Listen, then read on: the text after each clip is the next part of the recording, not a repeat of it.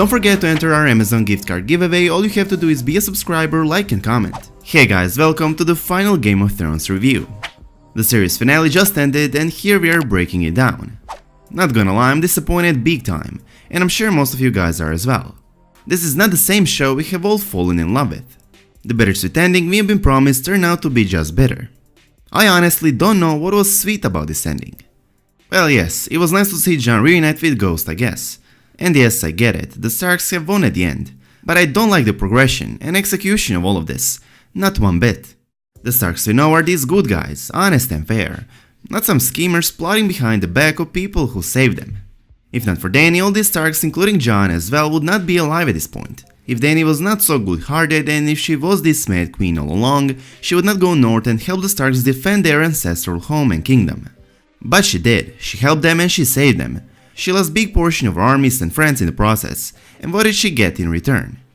The Starks forming an ultimate plan how to make her mad, get her killed and win the Game of Thrones. Bran Stark is the ultimate villain. Littlefinger and Varys were right when they said knowledge is power, and the one with most knowledge, Bran, wins. Bran knows everything that's happened, everything that's happening and everything that will happen. The only use of him against the Night King was giving Arya the Valyrian steel dagger, which he knew Arya would later use to kill the Night King. In the Game of Thrones among the living though, Bran was as useless as he can get, and now we know why was that. Bran had the plan all along, and it was him ending up on the Iron Throne. Bran has been manipulating events throughout the entire Season 8 that will get him to this point. Bran is the final villain of the story in my opinion. Bran manipulated Sam into telling Jon the truth, knowing Sam would turn Jon against Dany, since the moment he told him to tell Jon the truth was pretty much a few minutes after he found out Dany burned his father and brother.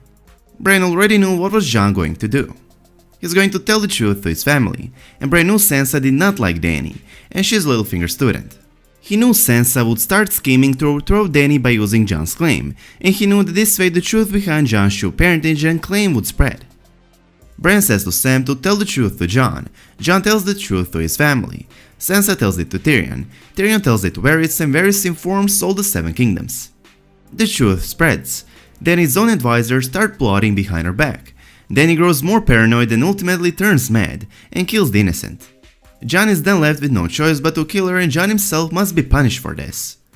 All the events Bran manipulated led to the outcome he's been working on this entire season. Bran Stark becomes the king of the Seven Kingdoms. Bran, the one with the most knowledge and thus the most power, wins the Game of Thrones. He was behind everything that happened in Season 8. Not so bad of an ending after all, if it was well written, and if Bran had any other line then I don't want anything really. I can't be the Lord of Winterfell, I'm the Three-Eyed Raven now, and if the execution was not so terrible. But unfortunately it was, and almost no one can say this ending was satisfying. It was bitter and disappointing. Anyways, let's get back to the beginning of an episode. Jon, Davos and Tyrion are walking through the aftermath of the Battle of King's Landing. They will see the horror Dany's done to King's Landing and all the innocent. Truly dreadful shots.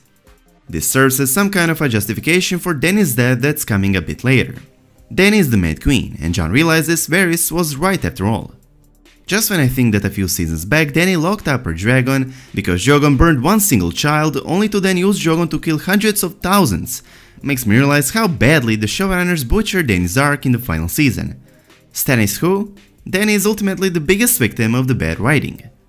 It's not Dany becoming the Mad Queen that upsets me, it's how we got there and how she's become one, a rushed and inconsistent mess. As I already said in my Dany video, Tormund's statement what kind of a person rides a dragon, a madman or king, did strike me as some kind of a foreshadow for what's to come. Dany being the mad one and Jon being the true king. That's not enough. Dany did say 2 times in earlier season how she's going to take back what's hers with fire and blood, and I'd be okay with that if Dany in season 7 when she arrived instantly attacked King's Landing, did what she did in last episode and fulfilled her words. But she didn't, and she promised to the Lannister soldiers that that's not her, but Cersei who destroys and burns cities and kills the innocent. She said she's come to save them. Then in season 8 episode 3 she indeed saves Westeros with her armies and dragons, only to 2 episodes later use the same armies and her dragon to destroy the capital of Westeros, killing hundreds of thousands of civilians. Dany was made a villain in one single episode, and there was no real build up for this. In the books yes, on the show no. Anyways, as they walk through the ruins they come across Dany's armies commanded by Grey Worm, who trapped the remaining Lannister soldiers, and are about to kill them. Dany commanded her armies to kill every remaining enemy soldier, which upsets Jon and Tyrion. Jon pleads Grey Worm to stop this madness, but Grey Worm tells him it's the Queen's orders and kills them. Later, Jon sees Dany and Drogon behind her, and as she walks down the stairs, Drogon's shadow makes Dany look like she has giant wings. Such a weird scene. But this is a nice callback to Season 7 and Dany's conversation with Olenna when she said Dany to be a dragon, and now she truly is a dragon, taking what's hers with fire and blood. Dany gives a speech to her armies. She says to the cheering Dothraki and disciplined Unsullied that they just freed the people from King's Landing, and the new goal is freeing the rest of the world, freeing all the slaves. Dany turns to Tyrion and tells him he committed treason. Tyrion tells her that she killed thousands of innocent people, and he takes off the hand's pin and throws it. Dany sends him to prison.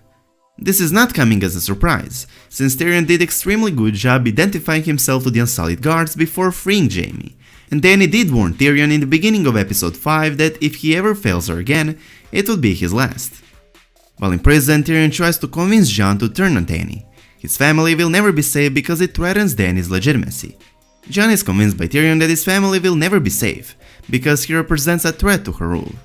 Jon goes to see Dany and she's sitting on the Iron Throne alone, and Jon tells her that she needs to stop this madness. Dany tells Jon that she's doing it for the people, and that's when Jon sees Dany is indeed mad and must be stopped. Jon pretends to understand her. When her guard is down, he stabs her. That's Dany's third prophesied betrayal, betrayal for love. Basically, Jon gives Dany one last chance, trying to talk to her to see if she realizes what she's done is a huge mistake and crime. Dany justifies her actions, and that's when Jon will realize there's no turning back. She is this mad queen and a huge threat to Westeros, having already destroyed one great city and hundreds of thousands of innocent people. And Jon is left with no choice but to kill her. One thing I kept repeating throughout my videos, the meaning of Dany's visions came true. I was constantly saying that this particular Dany's vision from the Undying was foreshadowing this all along. Dany wins the Iron Throne and becomes Queen of Ashes that are covering it, but she will not be able to ever sit on it, or at least not for long, because Jon will have to put an end to her madness, whereupon she'll join Drogo and her son on the other world. That's exactly what happened. After Dany's kill, Drogon comes and is standing over her body, and he burns her, melts the Iron Throne and carries her away. One would think that Drogon would rip Jon apart for killing his mother, or burn the entire King's Landing to the ground, but no, Drogon picks her up and leaves. I'm also surprised that Grey Worm with his Unsullied and Dothraki did not kill Jon on sight, but instead took him for a fair trial. I don't know if that's just me, but just the thought of the Unsullied and Dothraki not seeking revenge over their killed queen sounds ridiculous. If someone asked me what would Dany's armies and dragons do to the person, city and the entire continent if she was to be killed, I'd say they'd pillage, burn and kill everyone. Especially the Dothraki. All of them are her blood riders, and that's their duty. Let me remind you that back in Season 6, upon winning Dothraki to her side, Dany reminds them that she has yet to select her 3 blood riders, as all the cults have done before her. She then declares that she's not a Khal, and selects the entire Khalasar her blood riders. The title of Blood Rider carries great prestige within a Khalasar. If a Khal is killed, blood riders avenge him. Once done, they can move on, and not before. Now Dany is killed and she doesn't have 3 blood riders, but thousands of them, and none seek revenge. None of them seek to fulfill their duty as a blood rider. Once again, writing on point. Grey Worm has Tyrion and Jon as his prisoners.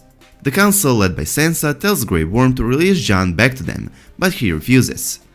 Tyrion is in front of the council, and as a prisoner of Grey Worm he is not making decision. He is content with being a prisoner, he makes suggestions only. That's when Tyrion says that the new king or queen should decide what happens to Jon. Sam suggests a democratic vote for the new king. Tyrion calls that idea stupid. The council votes and decides Bran should be the king. Bran picks Tyrion as his hand. Tyrion tells Jon that his punishment is going back to the Wall and join the Night's Watch. Tyrion said Grey Worm wanted him dead and Sansa wanted him back home, so nobody is getting what they want. It's a fair compromise. Grey Worm accepts Jon's punishment. He doesn't bend the knee, leaves with his troops and Dothraki on ships to free slave cities. They show Tyrion leading the council. Jon says goodbye to Sansa and Arya. Arya tells them she's not going back home. She's going to explore whatever is west of Westeros because there's where no one has been. The final scene is a closing montage. You see Arya on a ship, Sansa ruling Winterfell and Jon go Stormwind and a bunch of wildlings leaving the Wall and heading north. What was the point of the entire "The Lone Wolf dies but the pack survives" line from Season 7? Bran's at King's Landing, Sansa and Winterfell, Arya leaves Westeros and Jon goes beyond the Wall. All of them now are the Lone Wolves. I also find it ridiculous that Bran was chosen as a new king. Bran might be this soul-sting three-eyed raven and Jon might have killed Dany, but it doesn't matter. He is their rightful king. For all they know, Dany usurped the throne, and Jon had to kill her to take what's his by his right. They would all vote for Jon Snow to be their king, if the show had any sense left. The so very long-awaited bittersweet ending is Jon killing Dany and going beyond the wall, while Bran Stark is democratically chosen as the new king of the Seven Kingdoms. Is it bitter that Jon kills Dany, or is it bitter that Bran becomes the king? What's exactly sweet about this ending? I don't think the ending is necessarily bad, as in fact it's how George R. R. Martin's books will also end, as they said multiple times that the ending will be the same, but the journey to get there will be quite different, and the journey is exactly what was so disappointing here. Dany going mad, Bran becoming the king, and everything else could have been written so that all of this would make sense. Instead, we got rushed and poorly written season where ending is nowhere near bittersweet, only bitter. Bran ended up the king, the kid who refused lordship of Winterfell because he is the three-eyed raven now, but then he accepts to be the king of the Seven Kingdoms. To make the Starks win and Bran end up on the throne, the showrunners made Dany mad in just one episode so Jon could kill her. This way Dany is obviously dead and cannot be the queen while Jon takes the black for killing her, which makes him no longer a legitimate heir to the throne. As I explained in the beginning of this video, Bran Stark is the ultimate villain of Game of Thrones. He is the reason Dany turned mad and Jon had to kill her. He manipulated all the season 8 events, everything so he could become this next king of the Seven Kingdoms. Bran Stark won Game of Thrones thanks to the power of knowledge. While this itself might not sound such bad of an ending, as I already said, the execution was very poorly written, and all the emotion this ending could awaken us is disappointment. I don't like it, but hopefully you guys do, and hopefully you're not as disappointed as much as I am. And as always, I hope you guys enjoyed this video. If you did, please make sure to subscribe to our channel, and I hope to see you in the next one. Peace.